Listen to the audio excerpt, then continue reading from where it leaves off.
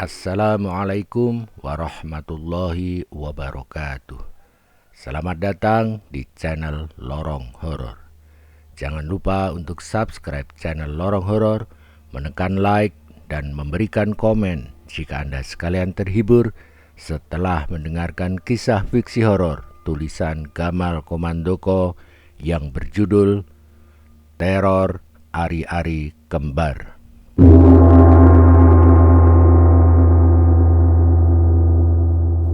Malam baru beberapa saat memasuki awal waktunya. Pukul 7 malam lewat 16 menit.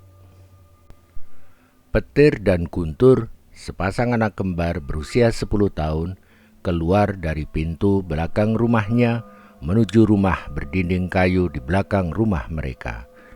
Dua anak lelaki yang sangat mirip wajahnya itu hanya dibedakan arah sisiran rambut, di mana Petir ke arah kanan sisiran rambutnya dan Guntur ke arah kiri itu hendak menemui lelaki tua yang biasa mereka panggil Mbah Yok. Keduanya melihat Mbah Yok sedang duduk sendirian di atas amben, yaitu balai-balai yang terbuat dari bambu di depan rumah berdinding kayu. Bergegas keduanya menghampiri. Nama asli Mbah Yok itu adalah Pringgojoyo. Ia sosok istimewa dalam keluarga besarnya. Ia telah berusia sangat tua, lebih dari 110 tahun umurnya, yang membuatnya menjadi sosok leluhur tertua di keluarga besar Pringgojoyo. Mbah Yok merupakan Mbah Wareng dari Petir dan Guntur. Makna Mbah Wareng adalah terah leluhur kelima ke atas dalam silsilah keluarga dalam budaya Jawa. Pringgojoyo tersenyum menyambut kedatangan Petir dan Guntur. Dua anak kembar itu lalu duduk di kanan dan kiri Pringgojoyo. Dengan penuh kasih sayang, Mbah Yok mengelus-elus kepala dua cucu warengnya itu. "Mbah Yok, Mami Via kok belum pulang ya?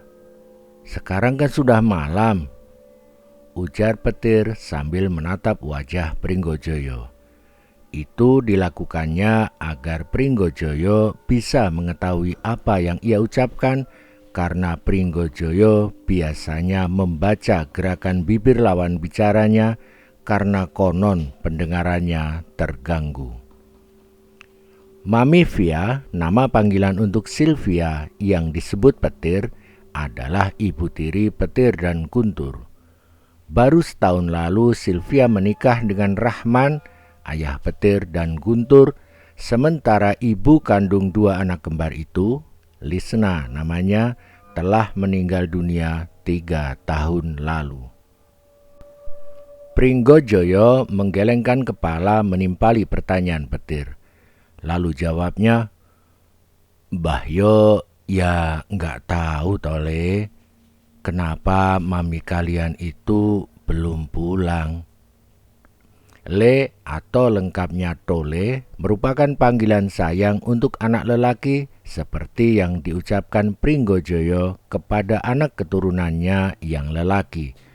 Pringgojoyo memanggil anak keturunannya yang perempuan dengan panggilan Duk atau lengkapnya Genduk. Jawaban Pringgojoyo tadi sepertinya tidak memuaskan Petir. Ia yang lebih banyak bicara dibanding saudara kembarnya itu kembali menatap wajah Pringgojoyo dan kembali bicara.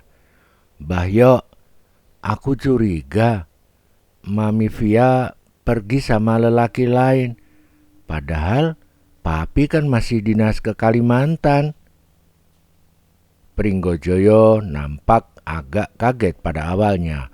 Meski kemudian ia tutupi kekagetannya itu dengan tersenyum, lalu kembali mengusap-usap kepala Petir. Tanyanya kemudian, "Kenapa kamu curiga seperti itu, Tole?" Petir terdiam sejenak, lalu menjawab, "2 hari lalu aku melihat Mami Via di dapur, diam-diam menelpon seseorang. Kudengar suara lelaki yang ditelepon Mami Via, Mbah Yok." Lalu, ujar Pringgojoyo meminta petir melanjutkan ceritanya. Waktu aku mendekatinya, Mami Via kaget. Telepon langsung Mami Via matikan. Kata Mami Via, ia lagi teleponan sama papi. Padahal jelas aku mendengar suara lelaki tadi bukan suara papi. Guntur yang hanya terdiam akhirnya turut menyambung. Aku juga melihat 3 hari lalu Mami Via pulang kantor diantar lelaki naik mobil. Waktu turun di belokan jalan di depan itu, aku melihat Mami Via berciuman dengan lelaki itu. Pembicaraan mereka tidak berlanjut karena kedatangan Mbok Yem, pembantu keluarga mereka. Mbok Yem meminta Petir dan Guntur untuk makan malam. Petir dan Guntur lalu mencium tangan Pringgojoyo sebelum meninggalkannya. Selama mendengarkan ucapan 2 cucu Wareng kembarnya tadi, wajah Pringgojoyo nampak tenang dan biasa-biasa saja. Namun seketika Mbok Yem, Petir dan Guntur telah masuk ke dalam rumah, wajah Pringgojoyo berubah. Ia terlihat sangat marah. Pringgojoyo mengepalkan jari-jari tangan kanannya, mendenguskan nafas, lalu masuk ke dalam rumah berdinding kayunya.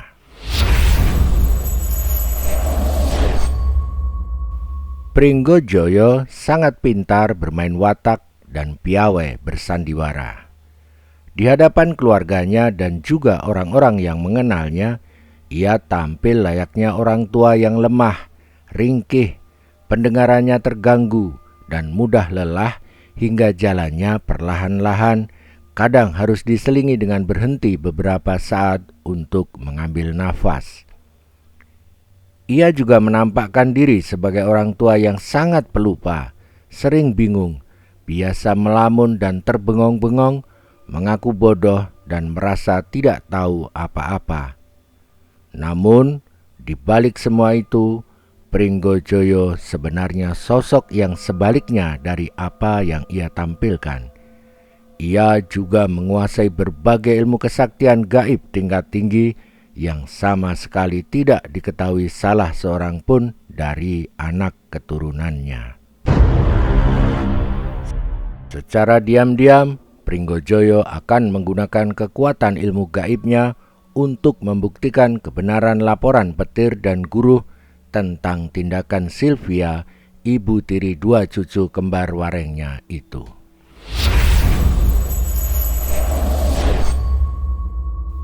Sebuah mobil berjalan melambat, mendekati sebuah rumah yang berdiri di pinggir danau sebelum akhirnya memasuki garasi dan berhenti. Dari pintu kiri, keluar seorang perempuan berumur 35 tahun yang masih terlihat cantik dan seksi. Dialah Sylvia, ibu tiri Petir dan Guru.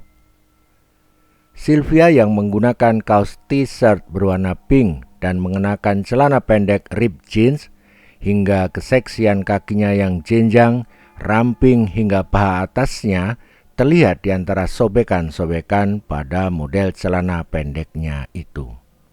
Ia nampak berjalan ke ujung halaman kiri rumah pinggir danau. Sylvia lalu merentangkan kedua tangannya, menghirup udara hingga memenuhi rongga paru-parunya, seraya memandang danau di depannya. Pengemudi mobil itu seorang lelaki bernama Iwan, berusia 36 tahun. Ia tersenyum melihat Sylvia. Ia lalu berjalan perlahan-lahan, mengendap-endap, dan langsung merangkul pinggang Sylvia dari belakang serta menciumi leher Sylvia tanpa Sylvia berusaha menolak atau menghindar. Sambil tetap merangkul pinggang Sylvia, Iwan berbisik di dekat telinga Sylvia. Anggap saja ini second honeymoon kita, Vi. Sylvia tampaknya tidak suka dengan ucapan Iwan. Bibir Sylvia mencibir lalu melepaskan rangkulan Iwan. katanya ketus. Kita harusnya tidak ada second honeymoonan, Wan. Kalau kamu tidak selingkuh dengan Rizka setahun lalu itu. Iwan tersenyum kecut. Perselingkuhannya dengan Rizka, rekan kerjanya yang langsung diketahui dan dibongkar Sylvia itulah yang membuat rumah tangganya dengan Sylvia berantakan dan berujung dengan pengajuan gugatan cerai Sylvia. Padahal ia dan Sylvia telah membina rumah tangga 10 tahun sebelumnya dalam keadaan baik-baik saja meski tanpa dikaruniai anak. Iwan menunjukkan sikap menyesal. Katanya, Iya, aku salah, Vi. Aku khilaf. Sylvia kembali mencibir, tetap ketus suaranya ketika menyindir. Khilaf itu kalau ketahuan. Kalau nggak ketahuan? Iwan langsung menanggapi meski tidak nyambung dengan ucapan Sylvia sebelumnya. Sebagai wujud penyesalanku, aku telah memutuskan hubunganku dengan Rizka dan sampai sekarang aku masih sendirian. Sementara kamu kan sudah langsung menikah dengan Rahman setelah kita bercerai. Itu kulakukan untuk menunjukkan ke kamu, Wan. Tidak hanya kamu yang bisa mudah mendapatkan pasangan melalui jalan selingkuhmu itu. Aku pun juga bisa. Bahkan dengan sangat mudah aku bisa mendapatkan penggantimu. Kata Sylvia tak mau kalah sambil lagi-lagi mencibirkan bibir. Iwan mencoba meredakan kegusaran tiba-tiba Sylvia itu dengan mengingatkan tujuan mereka di rumah peristirahatan di pinggir danau milik Kunto, sahabat dekat Iwan itu. Ujarnya dengan suara pelan, "Sudahlah, Vi, sudah. Kita kesini kan untuk happy-happy, bukan untuk bertengkar." Sylvia tetap ngotot tidak mau mengalah. Ucapannya tetap ketus. "Kamu yang mulai, Wan. Kalau kamu tidak mengungkit masalah honeymoon." Tukas Iwan lagi memotong ucapan Sylvia. Iya, aku yang salah. Aku minta maaf." Meski belum reda kegusaran hatinya, Sylvia diam saja ketika Iwan memegang tangannya dan mencium jari-jari tangannya. Sylvia juga menurut ketika Iwan menggandengnya dengan mesra menuju rumah peristirahatan di pinggir danau itu.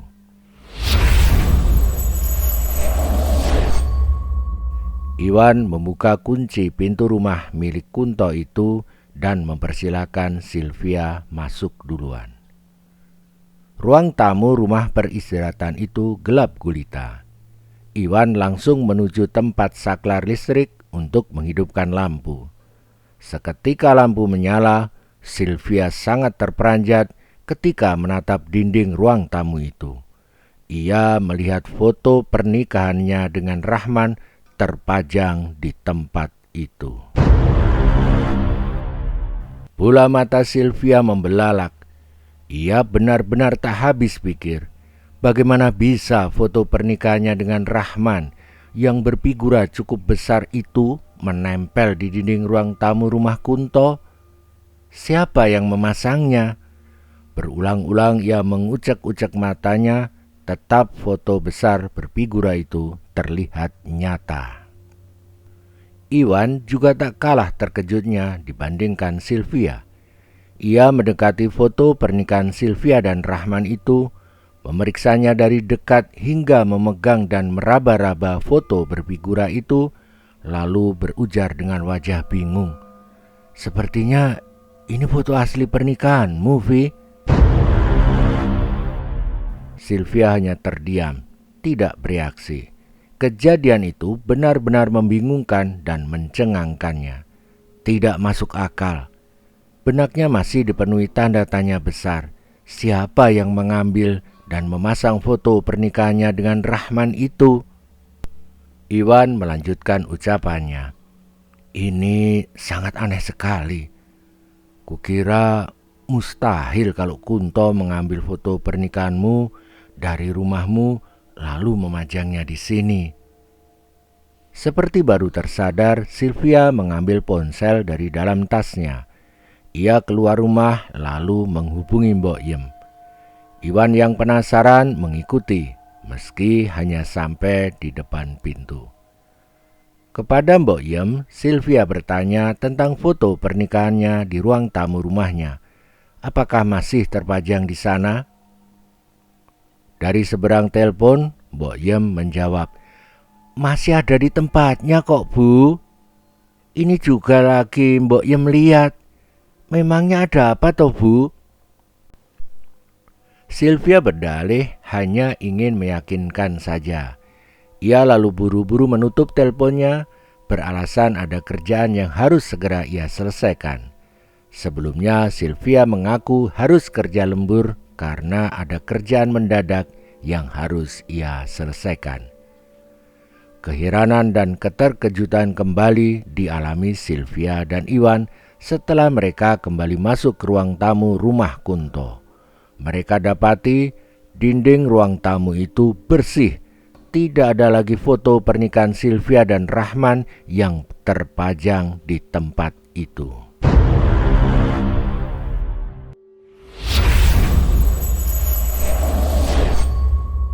Sylvia sebenarnya memahami peristiwa yang sangat aneh yang barusan ia alami itu sepertinya merupakan peringatan agar dirinya sadar jika ia telah menjadi istri Rahman. Tidak seharusnya ia merusak kesucian rumah tangganya dengan berduaan dengan lelaki lain, tidak peduli apakah lelaki itu mantan suaminya atau bukan. Tetapi gejolak syahwatnya begitu kuat untuk dipenuhi. Nafkah batin yang didapatkannya dari Rahman sangat jauh dari yang ia harapkan. Ia mengakui nafsu seksualnya memang termasuk yang bertegangan tinggi. Sangat sulit ia menahan libidonya yang meledak-ledak. Selama setahun menikah, Sylvia merasakan kehidupan ranjangnya hambar dan sepi. Seperti bisa ia hitung dengan jari, hanya berapa kali saja ia berhubungan badan. Rahman lebih banyak meninggalkannya untuk tugas pekerjaannya sebagai peneliti burung-burung langka di tanah air. Sekali berdinas, Rahman akan menghabiskan waktunya di hutan-hutan lebat antara sebulan hingga 2 bulan lamanya. Termasuk waktu itu, Rahman baru akan pulang sebulan lagi dari tugas penelitiannya di hutan lebat Kalimantan. Rahman memang bukan tandingan Iwan dalam hal romantis dan aktivitas di atas ranjang. Sylvia tak lagi memikirkan kejadian aneh di ruang tamu rumah Kunto tadi. Ia kini bersama Iwan seperti tengah mengulang masa-masa ketika keduanya masih terikat tali pernikahan di atas ranjang. Penyatuan tubuh Sylvia dan Iwan itu hampir terjadi. Namun mendadak Sylvia melihat bayangan yang berkelebat di sebelah kanannya. Seketika ia menatap ke arah kanan, ia melihat sosok anak lelaki yang mirip dengan petir tengah menatapnya dengan sorot mata tajam dan acungan telunjuk tangan kanan ke arahnya dari balik kaca kamar Kunto. Sylvia sangat terperanjat. Ia langsung berteriak ke arah Iwan dan menunjuk ke arah yang ia maksud. "Lihatlah itu, Wan, lihat!" Seiring gerakan kepala Iwan yang menoleh ke arah yang ditunjukkan Sylvia, sosok anak lelaki misterius itu menghilang hingga Iwan tidak melihat apapun selain kaca dan dinding ruang kamar itu. "Lihat apa, Vi?" tanya Iwan keheranan. "Aku tidak melihat apa-apa." Sylvia nampak takut dan gugup hingga bibirnya gemetar. Dengan ucapan terbata-bata ia menjawab, "Tadi aku melihat ada anak lelaki kecil di balik kaca itu, Wan." Iwan cepat bereaksi dengan mendekati kaca. Ia mengamati ruang di balik kaca. Tidak ada siapapun yang ia lihat di tempat itu. "Sungguh, Wan, Aku tadi jelas melihatnya. Anak itu sekilas kulihat mirip dengan Petir, salah seorang anak tiri kembarku. Ia nampak marah, bola matanya melotot dan tangannya menunjuk ke arahku, Wan, kata Sylvia menegaskan apa yang ia lihat. Iwan sebenarnya jengkel. Nafsunya yang telah menggelegak gagal ia salurkan gara-gara kejadian itu. Semula, menurut pemikirannya, itu hanya halusinasi Sylvia saja.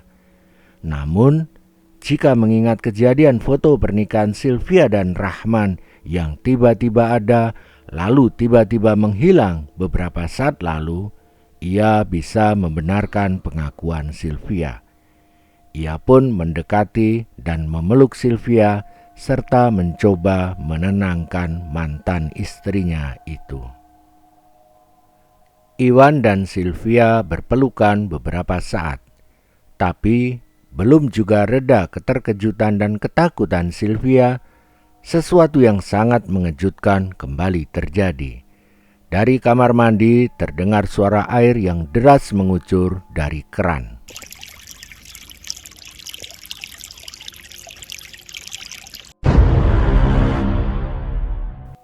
Iwan tersentak. Buru-buru ia lepaskan pelukannya pada tubuh Sylvia. Bergegas pula ia mengenakan kembali celana pendeknya dan keluar kamar dengan langkah kaki lebar-lebar menuju kamar mandi. Sylvia lalu membalut tubuh telanjangnya dengan selimut. 2 kali kejadian yang tidak masuk akal itu membuatnya merasa dicekam ketakutan. Ia hanya diam, bahkan merasa takut untuk bergerak.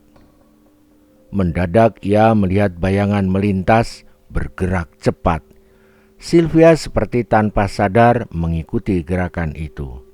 Lagi-lagi ia terperanjat bukan buatan ketika melihat sosok anak lelaki dengan sisiran rambut ke arah kiri yang mirip dengan guntur dari balik kaca kamar Kunto. Sosok anak lelaki itu menatap Sylvia tajam-tajam dan mengacungkan telunjuk tangan kiri ke arah Sylvia seakan memberi peringatan. Ketakutan Sylvia semakin menjadi-jadi. Ia pun berteriak keras-keras. Iwan datang tergopoh-gopoh lalu melihat ke arah kaca kamar Kunto seperti yang ditunjukkan Sylvia. Namun, kembali tidak ada siapapun atau apapun di tempat itu setelah Iwan memeriksa. Begitu pula ketika ia tadi ke kamar mandi, tidak ada siapapun di sana, sementara kucuran air mendadak mati sendiri sebelum Iwan datang.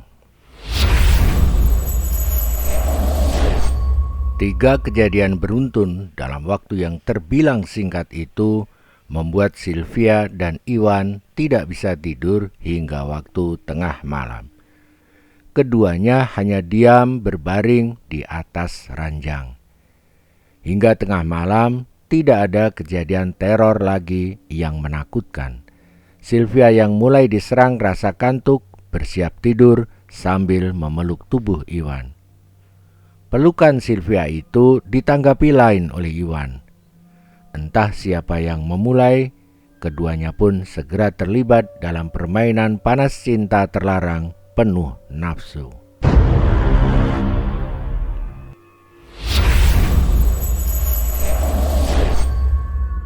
Subuh hampir datang menjelang. Cahaya mentari menyemburat di langit timur. Terdengar suara kokok ayam-ayam jantan yang ramai bersahut-sahutan di kejauhan seakan memberi pengumuman telah tibanya hari baru.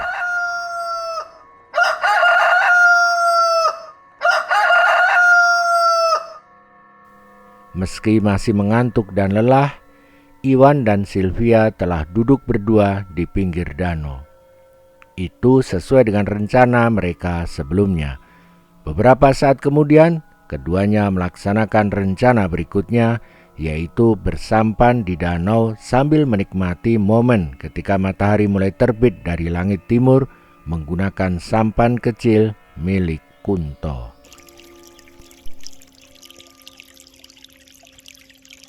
Sylvia sebenarnya agak takut bersampan karena ia tidak bisa berenang. Ia khawatir jika terjadi sesuatu yang tidak diinginkannya yang membuatnya harus berada di dalam air. Tapi Iwan meyakinkannya untuk tenang, mengingat Iwan terbilang jago untuk urusan renang. Ia mengingatkan dulu, sewaktu mereka sama-sama bersekolah di SMU yang sama, bukankah Iwan pernah mewakili sekolah dalam kejuaraan renang? Ia menyabet juara 2 dalam perlombaan itu. Pasangan terlarang itu merasakan kebahagiaan tersendiri setelah berada di wilayah tengah danau. Keduanya duduk berhadapan. Meski wajahnya terlihat sedikit tegang, namun Sylvia merasa bisa menikmati keindahan alam yang tersaji di sekitarnya. Sementara Iwan dengan dayung kayu mengayuh sampan perlahan-lahan. Ia bahkan berencana seperti yang ia katakan sambil mengayuh. Aku akan usahakan nyari dana yang banyak, Vi, agar kita bisa berpelukan di atas gondola ketika pengayuh gondola dari Venesia itu menjalankan tugasnya. Maksudmu, kamu mau mengajakku ke Venesia? Tanya Sylvia dengan wajah yang berubah senang. Tentu saja, Vi. Jangankan ke Itali, ke ujung dunia pun aku akan ajak kau, asal dananya cukup memadai, jawab Iwan yang ia teruskan dengan tawa kecilnya. Itu semua kulakukan karena aku sangat mencintaimu. Gombal, tukas Sylvia menyangga. Kembali bibirnya mencibir. Kalau kamu sangat mencintaiku, kamu tentu tidak akan berselingkuh. Belum juga Iwan menukas ucapan Sylvia, sesuatu yang mengejutkan sekaligus menakutkan telah muncul di dekat mereka. Sosok anak kecil dengan wajah menyiratkan kemarahan yang sangat tiba-tiba muncul dan berdiri di belakang Sylvia. Iwan sangat terkejut. Ia berniat menarik dayungnya dan mengingatkan Sylvia. Awas, Vi, di belakangmu. Sylvia juga sangat terkejut, lalu buru-buru menoleh. Ia melihat sosok anak lelaki kecil yang mirip dengan petir. Ia ketakutan dan langsung bergerak mendekati Iwan. Gerakannya yang tiba-tiba itu membuat sampan kecil yang mereka tumpangi menjadi oleng. Sementara Iwan bertambah terkejut ketika menarik dayung.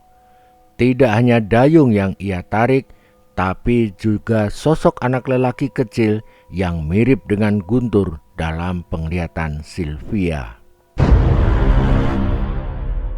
Baik sosok anak lelaki yang menyerupai petir maupun Guntur itu lalu kembali masuk ke dalam air danau tanpa menimbulkan suara layaknya orang yang mencebur ke dalam air.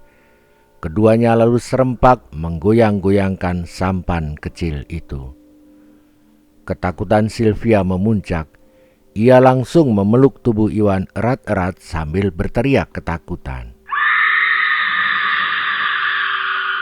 Sampan kecil semakin oleng karena terus digoyang sosok anak lelaki yang menyerupai petir maupun Guntur. Iwan baru akan melepaskan pelukan Sylvia untuk menyeimbangkan sampan. Mendadak dua sosok anak lelaki yang menyerupai petir dan Guntur itu mengerahkan kekuatannya hingga akhirnya sampan terbalik.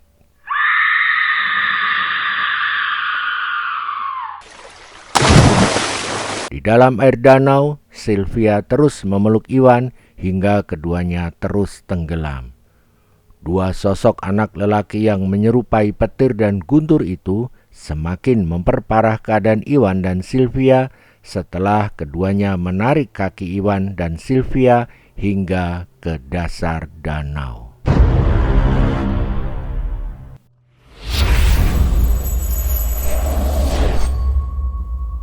Tenggelamnya Iwan dan Sylvia di dasar danau terbayang jelas di permukaan air belanga besar yang terbuat dari tanah liat yang dibakar di depan Pringgojoyo.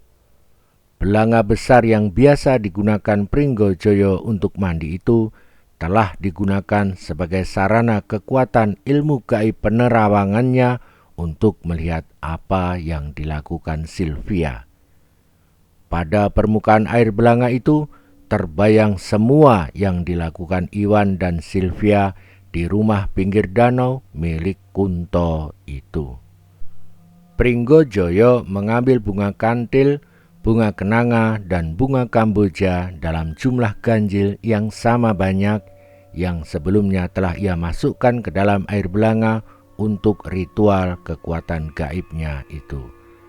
Sambil membuang air dari dalam belanga besar, Pringgojoyo bergumam, "Aku telah memberi peringatan 3 kali untuk istri Rahman itu, tapi ia nekat menodai kesucian dan kehormatan rumah tangganya.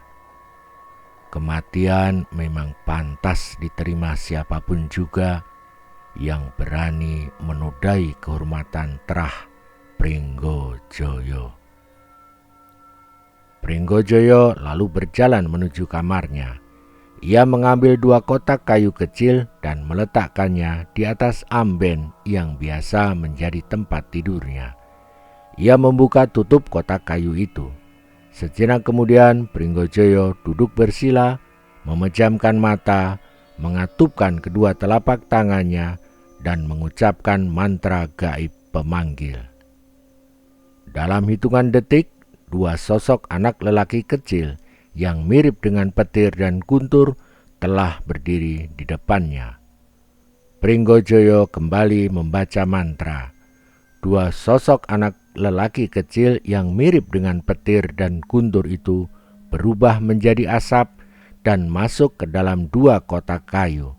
Keduanya kembali ke wujud aslinya, ari-ari petir dan guntur yang telah mengering.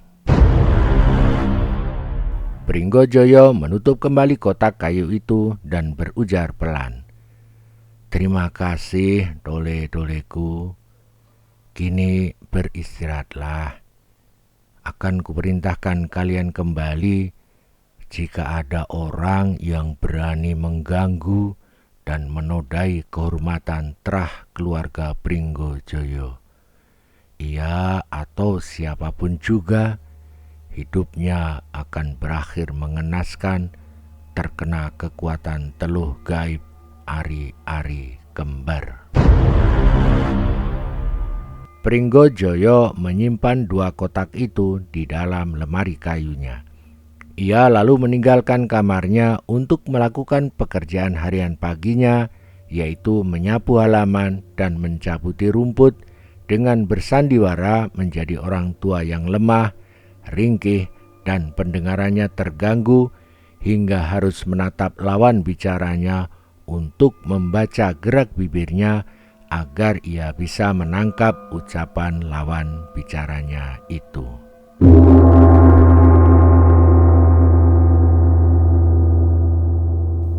Terima kasih telah mendengarkan kisah ini. Semoga Anda sekalian dikaruniai kesehatan dan kebahagiaan yang berlimpah serta keberkahan dalam kehidupan Anda sekalian. Allahumma amin. Terima kasih. Salam horor, salam lorong horor.